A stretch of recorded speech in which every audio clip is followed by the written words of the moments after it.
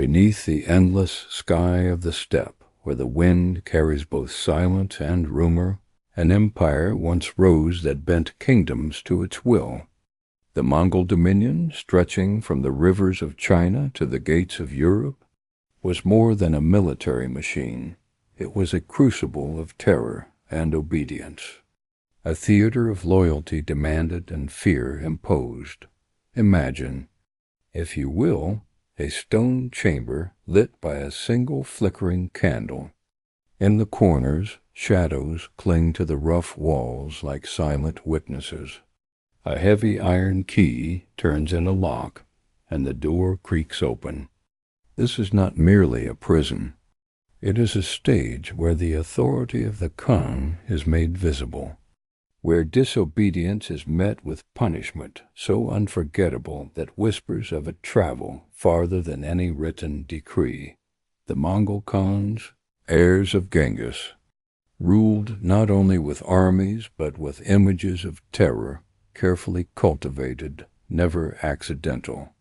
To understand their methods is not to revel in cruelty, but to confront how empires preserve dominion through theater. Tortures, whether threatened or enacted, became part of the script. Warnings etched into memory, performed before courtiers, envoys, or enemies. Some of these punishments are known: executed generals, broken oaths repaid in blood. Others remain buried in chronicles, half-shaded by silence, dismissed by official scribes, preserved only in scattered accounts. This story does not seek to linger on pain. Instead, it unveils how terror itself was wielded as a weapon of governance. Each punishment, each whispered method was a message. Resist, and the empire will unmake you in body and in name. The Mongol Empire's genius was not merely conquest by horse and bow, but by crafting a legend of inevitability. The Khan's justice terrible, unrelenting, reached across borders, over mountains, into the hearts of men, as ravens circled above distant battlefields. As parchment decrees traveled from Karakoram to Persia, so too did tales of punishments never seen, but always believed. Some of these practices may never be fully verified. Chroniclers, Persian and Chinese, sometimes embroidered with fear, sometimes with loathing. Yet behind the haze lies a consistent truth. Terror worked. Kings bowed their heads, merchants paid their tribute, and rebels thought twice before they dared to rise. In this narrative, we will walk through 5 chambers of this imperial theater. First, we shall see the world of the Khan, the court, the steppe, the philosophy of justice. Then the rise of punishments as tools of power. We will uncover the conspiracy machine, the way whispers and accusations fed into spectacles of fear. We will witness trials, less about evidence than performance, more about the reminder of absolute dominion. Finally, we will stand at the edge of the scaffold, hearing the footsteps of those who faced their last dawn under Mongol rule. History remembers empires not only for their victories, but for the shadows they cast. And in the Mongol Empire, those shadows were long, cold, and unforgettable. Chapter I, the world, the court. The king, the Mongol Empire of the 13th century, was unlike any realm the world had ever seen. At its height, it stretched from the shores of the Pacific to the plains of Hungary, binding together cultures as disparate as Chinese, Persian, and Rus. Its breadth was its strength, but also its vulnerability, and the Khans who presided over this dominion understood that to hold such a vast territory, law and fear must march hand in hand. The world of the Mongol court was not built upon marble palaces or jeweled thrones, as in Europe or Byzantium. It was born of the steppe, an empire carried on horseback, tents of felt and silk pitched wherever the Khan chose to rest. The royal encampment, the Ordo, was both humble and terrifying. Humble in its materials, terrifying in its symbolism. Within the felt walls, decrees were issued that could fell a kingdom. Outside, banners snapped in the wind, bearing the falcon and horsehead standards of the Mongols. Each decision, each gesture, was magnified by the knowledge that disobedience invited not merely censure, but obliteration. The Khan and his authority at the center stood the Khan himself, supreme ruler, commander of armies, arbiter of law. Genghis Khan had forged the empire with an unbending vision of loyalty. His successors inherited not only territory, but also the conviction that their word carried divine sanction. The Khan was not a monarch in the European sense. He was the living axis between the eternal blue sky and the people of the steppe. To betray him was to betray the cosmic order. This cosmological dimension justified punishments that seemed excessive even to contemporaries. In Persian chronicles, we find accounts of princes executed not simply for rebellion, but for words that hinted at disloyalty. In Chinese annals, officials who faltered in duty were described as enduring punishments that ensured no one dared follow their example. Whether every detail is literal or embroidered, the underlying principle is clear. The Khan's power was absolute, his justice swift, his punishments crafted to be remembered. The courtly theater, the Mongol court, was a place of paradox. Diplomats from distant lands arrived to find both austerity and spectacle. They might be offered fermented Mare's milk, seated on carpets in great tents, treated with courtesy, yet always under the gaze of guards, whose bows could silence them in an instant. The punishments that echoed through this world were not only about crime, they were about performance. To execute a rebellious prince before foreign envoys was to remind them of the cost of defiance. To stage the humiliation of a corrupt official before his peers was to reinforce discipline within the ranks. These acts were less private retribution than public theater, designed to ripple outward through rumor and fear. The legal foundations behind this system lay the Yasa, the code of law attributed to Genghis Khan, though scholars debate whether the Yasa was ever written in a single codex.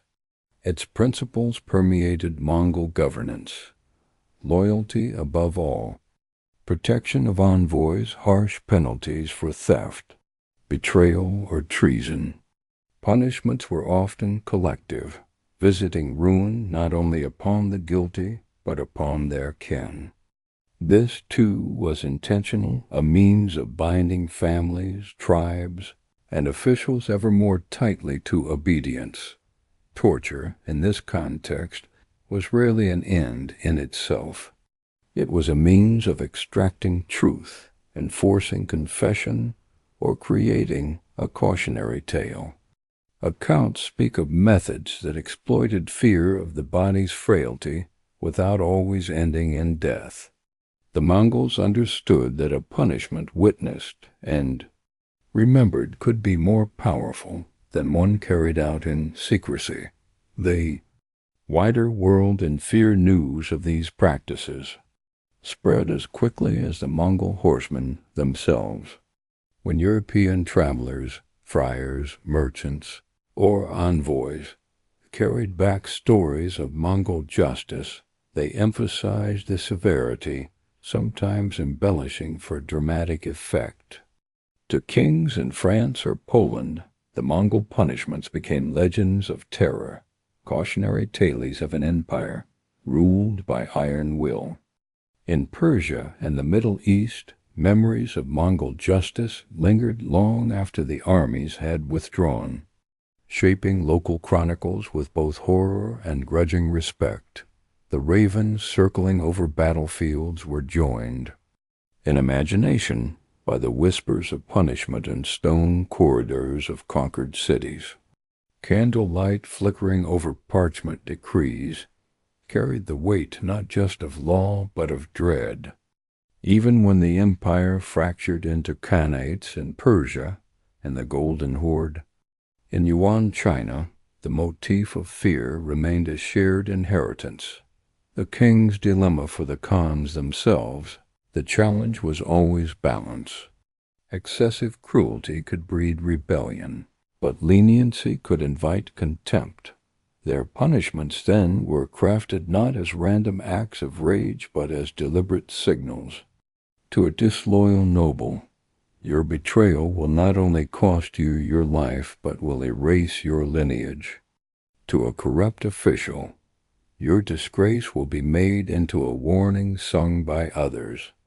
To a foreign ruler, this fate could be yours should you resist tribute. The genius of Mongol power lay not only in the horse and bow but in the calculated display of punishment. Terror was not chaotic, it was curated, and like actors upon a stage, courtiers, generals, and even conquered kings learned their roles within this grim theater. Thus the world of the Mongol court emerges before us, a place where the Khan ruled as the embodiment of divine order, where the Ordo's felt walls contained both hospitality and menace, and where punishments served not simply as penalties but as instruments of empire. The candlelight in those great tents illuminated more than feasts. It lit the faces of men who knew that obedience was life, and defiance meant becoming part of a legend no one wished to share. Chapter 2. The rise of the Mongol Empire did not invent cruelty, nor was it alone in punishing dissent. But what distinguished it was the deliberate refinement of terror and diplomacy. To understand the rise of Mongol punishments, we must trace the path from Genghis Khan's unification of the steppe to the elaboration of a system where fear became as potent as cavalry, from tribe to empire in. The earliest years of Temujin, the man who would become Genghis Khan, survival itself was precarious. Rival tribes raided livestock, families were exiled, and vengeance was pursued across generations. In this world, loyalty was a fragile bond, broken as swiftly as it was pledged. Temujin understood that to transform shifting alliances into lasting unity, he needed both reward and punishment. When he rose to supreme power, he established laws that demanded absolute obedience. Rewards for fidelity were lavish: wealth, command, and status. Punishments for betrayal were stark: erasure, exile, or death. In this dual system, terror was not arbitrary, but essential to maintaining cohesion among clans whose loyalty had never before been bound to a single ruler. The expansion of fear as the empire expanded beyond the steppes, so too did its repertoire of punishments. In China, the Mongols encountered bureaucratic traditions of surveillance and discipline. In Persia and the Islamic world, they confronted both Islamic jurisprudence and long memories of dynastic vengeance. The Mongols absorbed, adapted, and sharpened these practices into their own system. Here lay their innovation. Punishments were not merely private reckonings, but public spectacles. Rebels were punished in sight of their kin. Envoys were protected with severe threats. Conquered rulers were sometimes humiliated in ways that resounded far beyond the battlefield. Each act became a message inscribed not only upon the victim, but upon the imagination of all who heard. Legends of Punishment's Chronicles whisper of punishments designed to strike at pride as much as flesh. A noble who defied the Khan might be bound in iron chains, paraded before his followers, his disgrace a performance meant to break the spirit of his allies. Accounts speak of rulers suffocated without shedding blood, a method both practical and symbolic. The execution left no dishonorable spillage, yet made the point that defiance led only to silence. Whether every tale is accurate cannot be known. Chroniclers, writing decades later, often embroidered their accounts to heighten the aura of Mongol terror. Yet even exaggeration reveals a truth. Contemporaries believed the Mongols capable of such acts. The mere rumor of punishment was itself a weapon. Torture as interrogation. In this period, torture also rose as a tool for gathering information.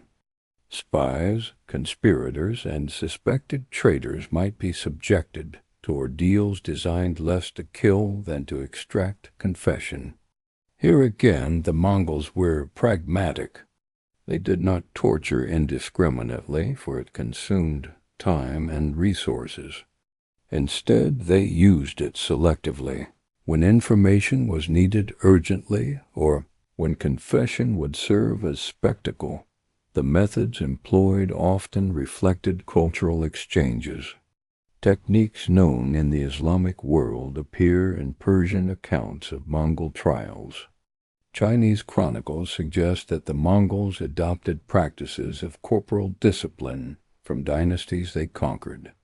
What emerged was a hybrid system, a grim tapestry of punishments woven from many traditions, unified by a single purpose, to remind all that the Khan's justice was inescapable.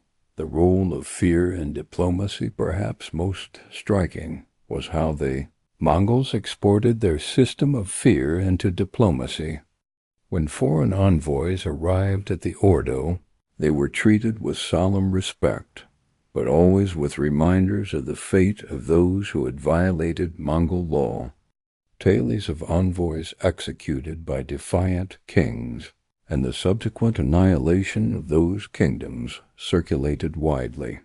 The story of the Khwarezmian Shah, who dared to kill Mongol envoys, became legendary. His entire empire was obliterated in retaliation. This was not merely war. It was punishment elevated to international theater. The Khwarezmian fate became a cautionary tale told in courts from Cairo to Paris. Do not defy the Mongols, or your realm may follow. The machinery of terror by the mid-13th century, punishments had become institutionalized. The darugachi, or overseers, appointed by the Khans in conquered cities, enforced Mongol law with severity. Local populations came to dread the possibility of being summoned before these officials. In some cases, whole communities were disciplined collectively, with executions or humiliations staged in public squares. The rise of this machinery reveals the genius of Mongol governance. They ruled not only by cavalry, but by imagination. Fear allowed a relatively small ruling elite to dominate vast populations. Where armies could not be present, memory and rumor took their place. A whisper of what had happened in one province could prevent rebellion in another. The balance of justice yet. The Mongols did not see themselves as wanton in cruelty. In their eyes, punishments were justice, ordained by the eternal blue sky.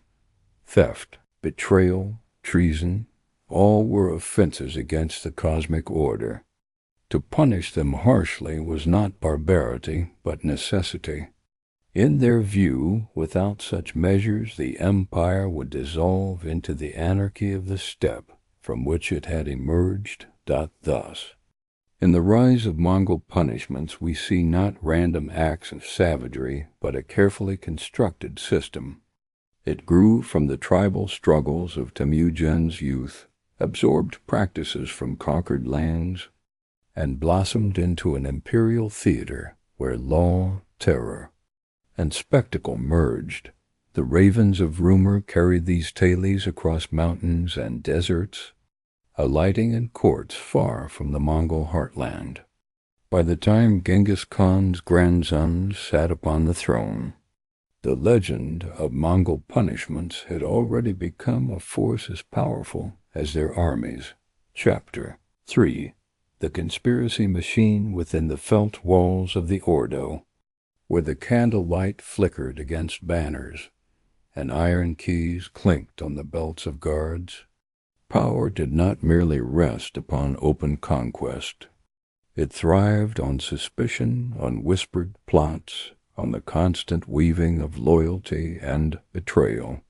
The Mongol Empire, vast and diverse, was not only a field of armies but a labyrinth of intrigues. And in this labyrinth, punishments, real and rumored, were the gears of a great conspiracy machine. Whispers in the tent, the Mongol court was never free of whispers. A Khan might rise to power through election by the Kurultai, but his throne was never secure. Rival princes, ambitious generals, even foreign advisers, all harbored hopes and fears. Accusations of treason were frequent, for in a world where betrayal was both feared and expected, to accuse first was often to survive. It was in this climate that punishments took on their most insidious role. Torture became not merely interrogation but performance. An accused conspirator paraded before the court, pressed for confession, his words recorded on parchment as a warning. Some yielded, naming accomplices to preserve themselves a little longer. Others resisted, and their silence was interpreted as guilt.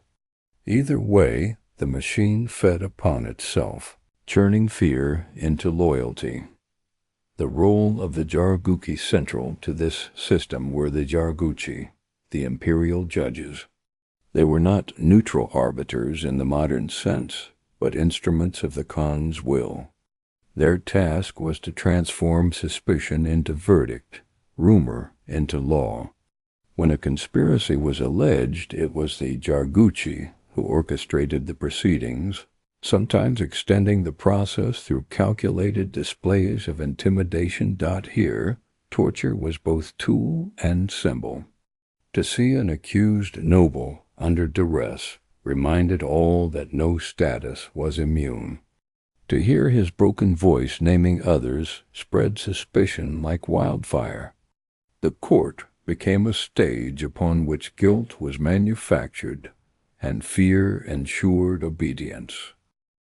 The web of accusations chroniclers describe how accusations multiplied like shadows in torchlight. One man's confession would implicate another, who in turn would name a third. Soon a web of supposed conspirators emerged, sometimes real, often imagined. Whether true or false, the process served the Khan. Rivals were eliminated, factions weakened, loyalty reaffirmed. This was the genius of the conspiracy machine. It did not require truth to function. What mattered was the appearance of vigilance, the demonstration that the Khan's justice would root out treachery wherever it hid. In such a world, silence was dangerous, but speech could be fatal. The safest course was obedience. The theater of punishment, the punishments themselves, were staged as theater. When conspirators were condemned, their fate was not hidden in a dungeon. It was displayed before courtiers, envoys, and sometimes even the public. A disgraced prince might be executed without shedding blood, suffocated beneath a carpet, his body removed in silence. The message was clear. The Khan could erase even his own kin without dishonor. In other cases, punishments were designed to humiliate as much as to destroy. Officials stripped of rank were paraded through the encampment, their disgrace magnified by the gaze of their peers.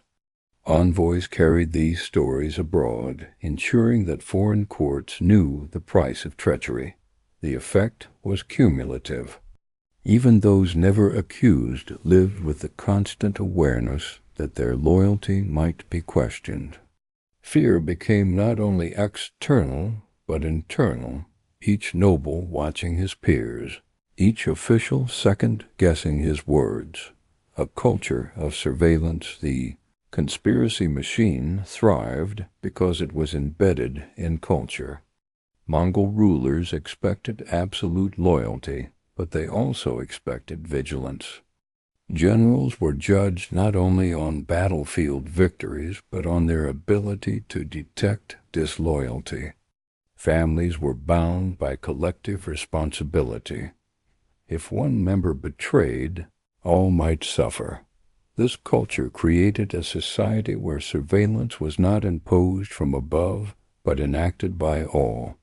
Brothers monitored brothers, vassals monitored lords, servants reported on masters. Even rumors of disloyalty could be enough to summon the Jarguchi.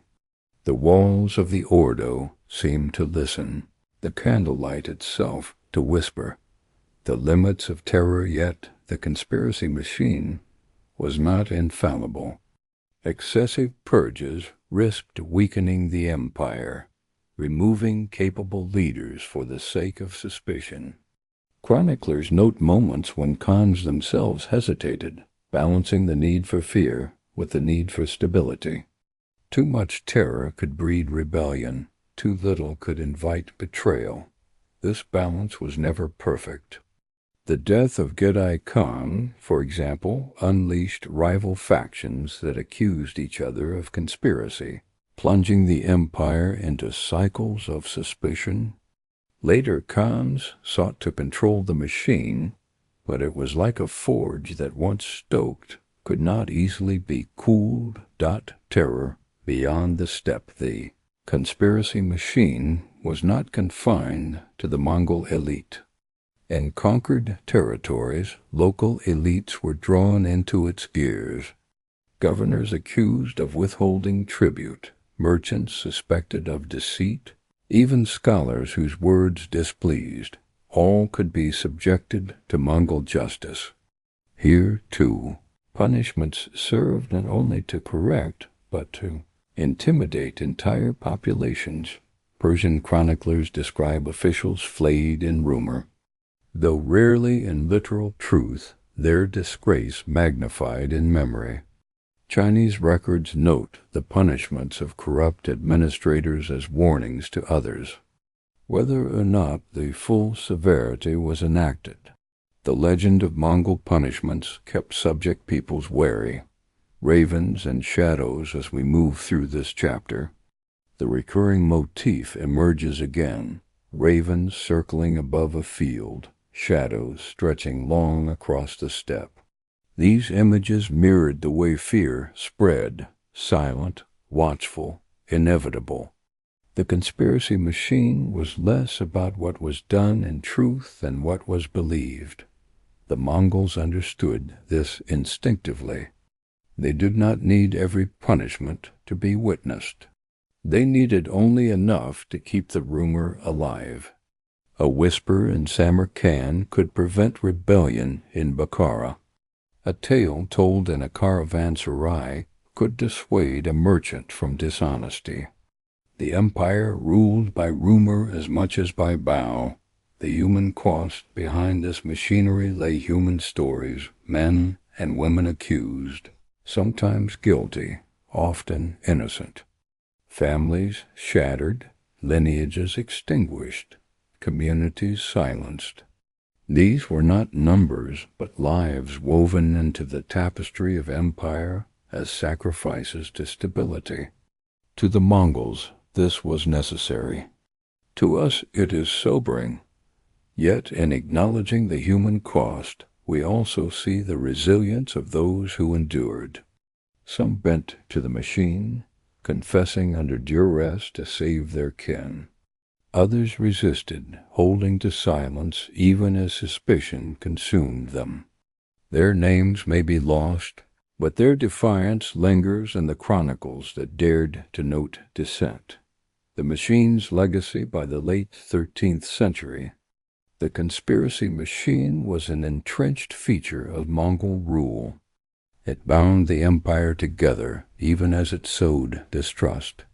It allowed Khans to eliminate rivals, yet it also eroded trust within their courts. Its legacy persisted long after the empire fractured, shaping the governance of successor states that inherited both Mongol law and Mongol fear. Thus, the conspiracy machine reveals the deeper truth of Mongol punishments. They were not merely acts of cruelty, but instruments of governance. They created a world where fear was constant, loyalty was fragile, and the shadow of suspicion fell upon all.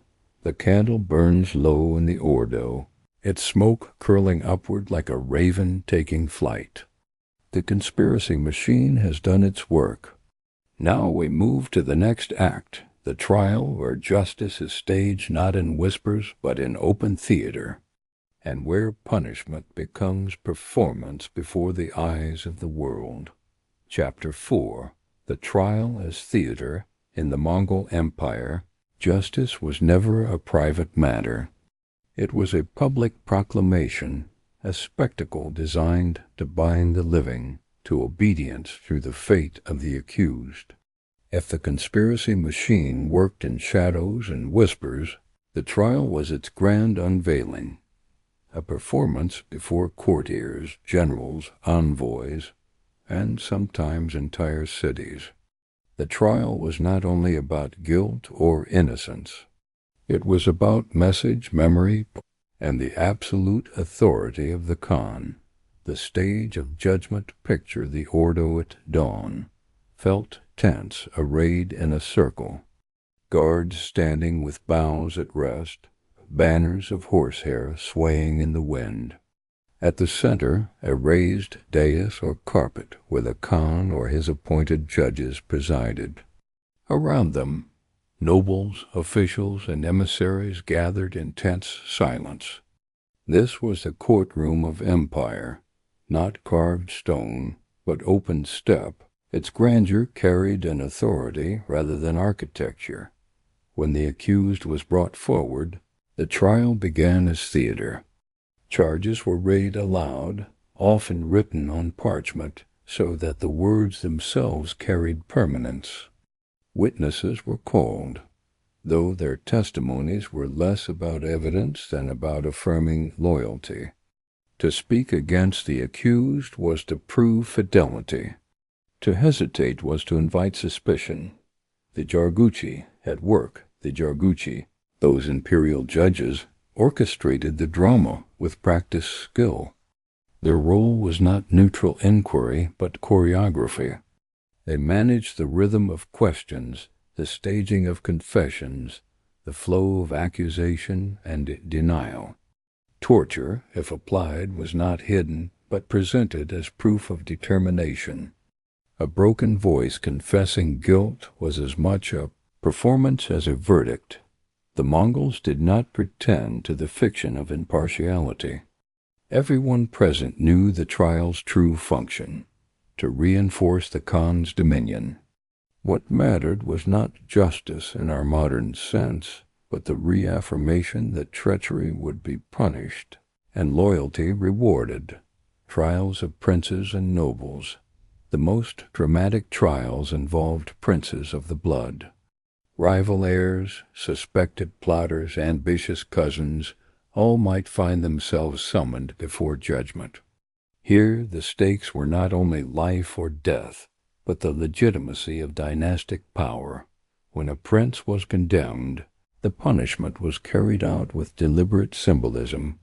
Execution by sword was often avoided, for to spill noble blood was taboo. Instead, suffocation beneath a carpet, or another method deemed honorable, ensured the punishment was remembered without dishonor to the lineage. The trial thus served as a ritual of legitimacy, the Khan demonstrating his power even over kin. yet upholding tradition. Trials as diplomacy foreign envoys often witnessed these proceedings. To see a Mongol noble condemned before their eyes was to carry home a message. The Khan ruled with iron certainty. For emissaries of kingdoms wavering in their submission, such trials were warnings more effective than any battle dot in some cases. Foreign captives themselves were placed on trial. A defiant ruler brought before the Mongol court might be interrogated, judged, and punished in full view of others. The message was unmistakable. Kings themselves could be made actors in the Khan's theater. Collective trials, the Mongols also staged collective trials, in which entire groups were judged together. A clan accused of rebellion, a garrison suspected of betrayal, a guild of merchants caught in deceit. All might stand before the judges as one body. The verdict, too, was collective, reminding all that loyalty was not individual but communal. This practice reinforced the bonds of responsibility. One person's treachery could doom many, binding communities to enforce their own discipline. The ritual of confession central to these trials was confession. The Mongols valued it as a sign of submission, a symbolic surrender of will. Whether freely given or extracted under duress, confession transformed the accused from threat to example. Chroniclers record instances of nobles confessing and begging forgiveness, only to be executed anyway. On by merchants.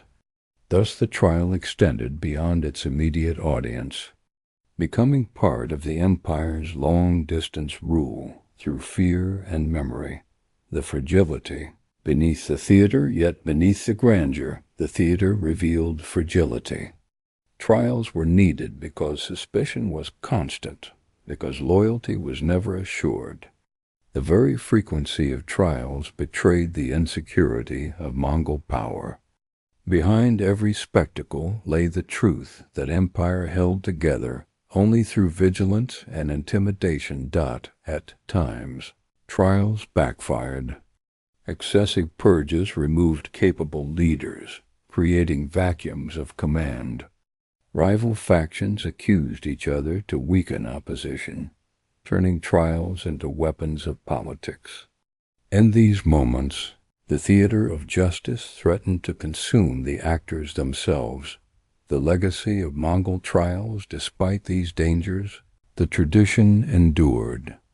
In successor Khanates, the Golden Horde, the Ilkhanate, the Yuan dynasty, the trial as theater remained central. It became part of the Mongol legacy, blending with local traditions but retaining its essence. Justice as performance, punishment as proclamation. The motif of ravens returns here. As trials concluded and condemned men were led away, witnesses described the silence of those present, a silence broken only by the imagined beating of wings. The raven, carrion bird of the steppe became in memory the symbol of Mongol justice, dark, inevitable, circling overhead. Toward the final morning, as we leave this chapter, the stage is set for the final act. The conspiracy machine has whispered its accusations. The trial has displayed its theater. What remains is the climax, the sentence carried out, the spectacle complete, the final mourning of those condemned. It is here, in the rituals of punishment and execution, that Mongol power revealed its starkest truth, that fear itself was the strongest bond of empire. Chapter V. The Sentence. Spectacle and final mourning when the trial concluded, and the parchment of verdict was rolled and sealed. The machinery of Mongol justice turned toward its climax. The sentence was not an afterthought, but the most important act in the theater of power. How a punishment was carried out mattered as much as the verdict itself. For the execution was the moment when fear was most vividly inscribed upon memory. The ritual of sentencing in Mongol practice, sentencing was announced with solemnity. The accused, whether noble or commoner, was presented before the court, and the judgment was declared aloud. The language was formulaic, invoking the eternal blue sky, the authority of the Khan, and the binding force of the law. To hear one's fate pronounced in this way was to feel the empire itself speaking through the judge. Sometimes sentencing was delayed, stretched across days to heighten anticipation. In these intervals the condemned lived in the shadow of death, and the court itself absorbed the spectacle of suspense. The waiting became part of the punishment. As courtiers speculated on the manner of execution, and envoys prepared to carry the tale home, methods and meanings, the Mongols were deliberate in choosing methods of execution. For nobles of high blood, spilling blood was taboo. Thus, suffocation beneath a felt carpet became the favored means, a punishment at once intimate, silent, and laden with symbolism. To die in this way was to be erased without dishonor, a paradoxical act of both respect and terror. For others, methods varied. Some were executed swiftly with the sword, the act performed publicly, so that all might see the swiftness of Mongol justice. Others were paraded before crowds, humiliated before their deaths to emphasize not only the penalty, but the dishonor. Chroniclers, particularly in Persia, speak of officials forced to watch their peers punished, so that fear might enter their very bones. Rumors of more elaborate tortures circulated, some likely exaggerated. Chinese records mention punishments adapted from earlier dynasties. Persian accounts describe methods too grim to be repeated in detail. Whether fact or fable, these tales magnified the legend of Mongol cruelty, ensuring that the fear of what might be was as powerful as what truly was. The final mourning for the condemned, the last morning, was a ritual unto itself. Guards came at dawn, the iron keys clinking as doors were unlocked. A thin light entered the tent or chamber, revealing faces drawn in silence. The condemned were led forth into the cold air of the steppe, or the stone courts of conquered cities. Chroniclers often describe the stillness of these moments. There was little shouting, little noise. The Mongols believed that justice should speak for itself, that spectacle did not require chaos. The condemned might be allowed a final word, though such pleas were seldom heeded. More often they were presented to the court or to the assembled audience as silent symbols of disobedience undone. Envoys carried these images with them, repeating them in foreign courts. The prince who vanished beneath a carpet, the governor paraded in disgrace, the rebels struck down before their kin. Each retelling magnified the effect. The punishment did not end with death. It lived on as story. Collective punishments equally memorable were collective punishments. A clan convicted of rebellion might be executed together. Their erasure meant to remind others that disloyalty endangered not only oneself but one's entire kin. Communities might be forced to watch as leaders fell, ensuring the lesson was not forgotten. These acts, harsh as they were, reveal the Mongols' understanding of loyalty as collective. To them, treachery was never individual. It was a wound that could spread through a family, a tribe, a city. By punishing together, they sought to cauterize the wound, however brutal the method. The spectacle for the world, the spectacle of Mongol punishments, extended beyond the court. Stories of executions traveled along trade routes, carried by merchants, envoys, and pilgrims. In Europe, tales of Mongol cruelty became legends, magnified by distance and fear. In Persia and the Middle East, they entered chronicles tinged with bitterness and awe. In China, records preserved both the severity of punishment and the efficiency it maintained. In every case, the spectacle served the same purpose: to preserve empire through dread. A rebellion might be crushed by force, but the memory of its punishment prevented the next rebellion from rising. Mercy as contrast yet. The Mongols also understood the power of mercy. Occasionally a condemned man was pardoned, his sentence commuted. Such acts were rare, but precisely for that reason they were powerful. Mercy proved that the Khan could be both terrible and benevolent, that survival lay in obedience. A single pardon could inspire greater loyalty than dozens of executions, but only because the shadow of punishment loomed so large behind it. The end of the spectacle, as the condemned fell silent, and the court dispersed, the empire moved forward. But the echoes of each execution lingered. Courtiers remembered the faces of those who had stood accused. Envoys carried the tales across continents. Families lived under the shadow of disgrace for generations. The Mongols had turned punishment into an art of memory. Their methods ensured that even when the empire fractured, the legend of Mongol justice remained. Ravens circling above empty fields, candle smoke curling in the silence of tents, iron keys turning in locks, these images became part of the imagination of empire. Symbols of a rule sustained not only by conquest but by fear. Thus ends the spectacle, not in gore or frenzy, but in silence, in ritual, in memory. And yet the story does not end here. For every execution leaves behind a legacy, every punishment an echo. The true measure of Mongol justice lies not only in how it was carried out, but in what followed.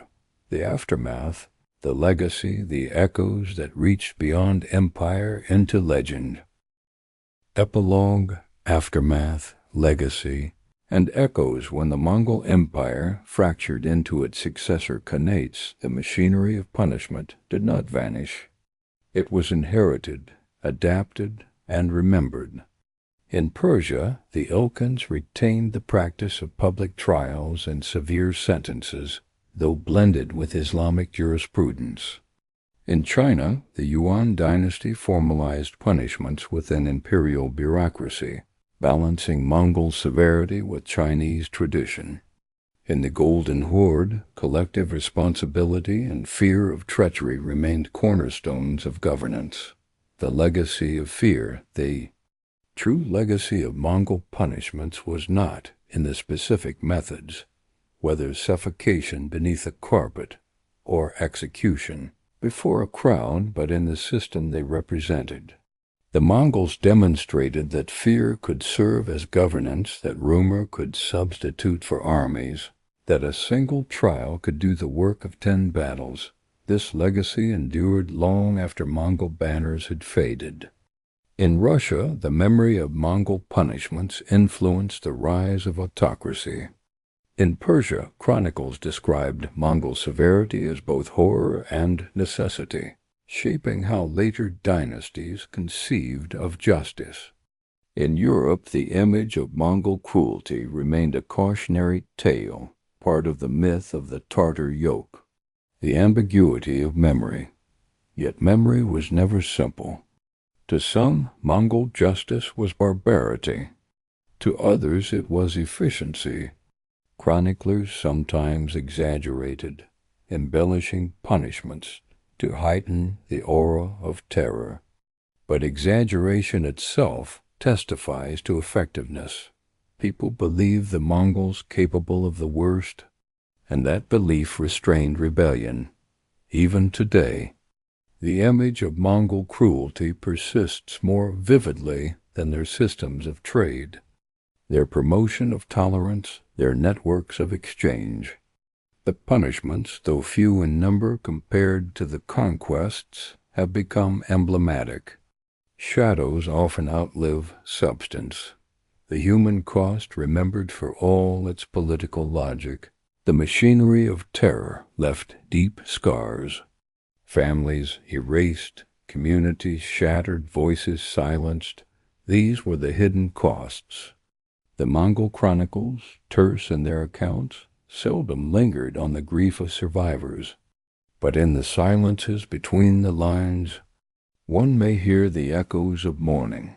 Children who never saw fathers return, wives who carried disgrace, servants who whispered of vanished masters.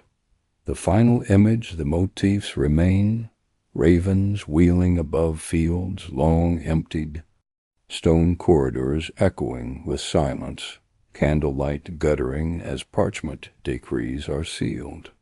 The iron key turns once more, locking away the chamber of Mongol punishments, but not erasing its memory.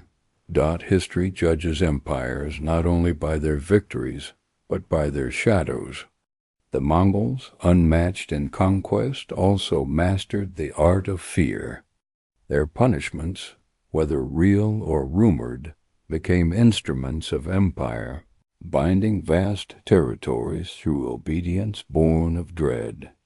That is their paradoxical legacy, a system both ingenious and terrible, both effective and destructive. And so, as we leave the world of tents and trials, conspiracies and spectacles, we are left with a question. What holds empires together? Is it the loyalty freely given or the fear carefully cultivated? The Mongols answered in their own way. The echoes of that answer still resonate, centuries later. Whenever power chooses to govern through terror rather than trust. Call to action. If this story has illuminated a corner of history you had not seen before, consider continuing the journey. The Mongol world was vast, its shadows long, its lessons sobering. By exploring it further, we confront not only their empire, but the perennial question of how power rules and how it falls.